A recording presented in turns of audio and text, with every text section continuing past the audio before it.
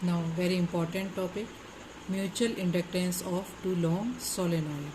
So here are two solenoids. One is shown by brown color and other is by red color. And this is a smaller one, brown color, S1. This is smaller, and red color, this is bigger. Okay. Now the S2, this is represented by S2 and this is S1. So solenoid S2 is wrapped over the solenoid S1. Radius of S1 is R1 and radius of S2 is R2, and R1 is smaller than R2. Okay, R1 is smaller than R2. Length of this solenoid L, area pi R1 square of a smaller one, of course. Okay, and N1 N2, small N1 N2, number of turns per unit length, and if it is represented by capital N, then capital N1 and capital N2 will be the total number of turns of solenoids. Now the current I2 is passing through it. Okay, first we will take one case that current I2 is passing through it. When current I2 passing through the solenoid 2, then what happened? There will be a magnetic field produced by this solenoid. A very simple case that in a solenoid when current passes, the magnetic field is produced. So the magnetic field, we know the formula for that is B equal to mu naught N I. So current passes through the S2. Okay, and how much current passes? I2. Then magnetic flux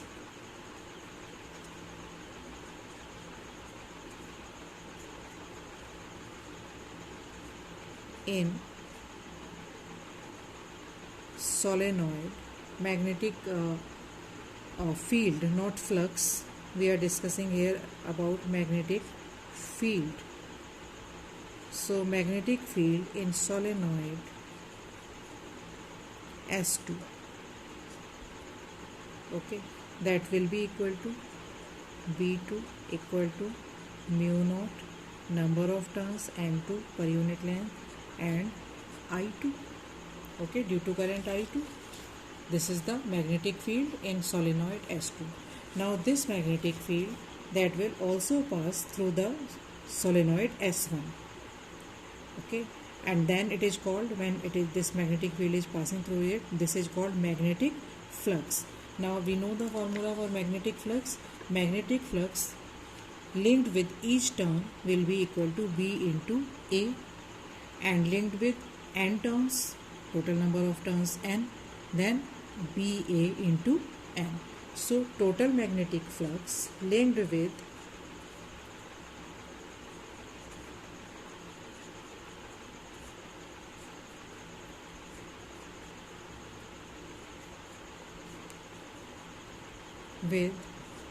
solenoid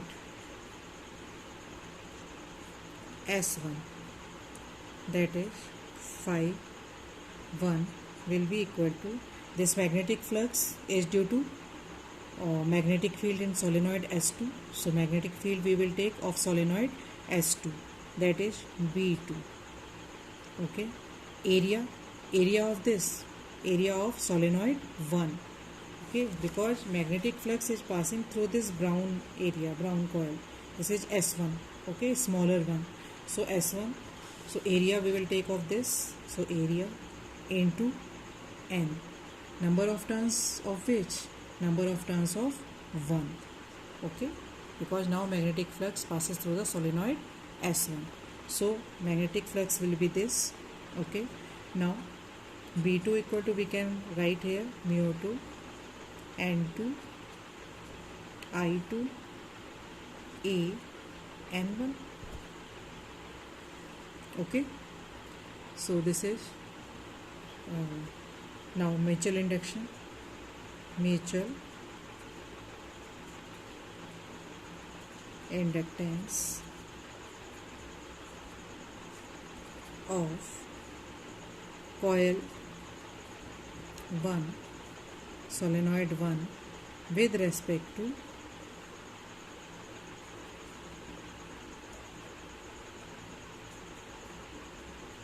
coil 2 of coil 1 with respect to 2 will be equal to phi 1, mutual inductance of 1, phi 1. So magnetic flux linked with phi 1, and this mutual inductance, this magnetic flux will be due to which? That is due to the current in coil 2, I2. Okay. So we get here mu naught N2 I2 A N1 upon I2. I2 cancel. We get mu naught N2 A N1. Now let us change one n. This small n equal to capital N upon L. We know this formula, that small n equal to capital N upon L, number of turns per unit length. So we write here equal to mu naught N2 upon L A N1, or mu naught N1 N2 A upon L. This is mutual inductance of coil 1 with respect to 2. Now if we calculate here mutual inductance of coil 2 with respect to coil 1, that will also come same, that is mu naught N1 N2 A upon L, where area will be of the inner solenoid, this smaller solenoid. Because what happen, if we take magnetic field in solenoid S1, so magnetic field in solenoid S1 will be only in this area, inside this, okay, and only in this area of this S2 coil the magnetic flux will flow. So area we will consider only of a smaller one, okay, and magnetic flux of S2, okay, magnetic flux of S2. When we calculate all these things and we will find out mutual inductance, that will be the same expression as it is coming in this, okay. So this is clear to you, I hope.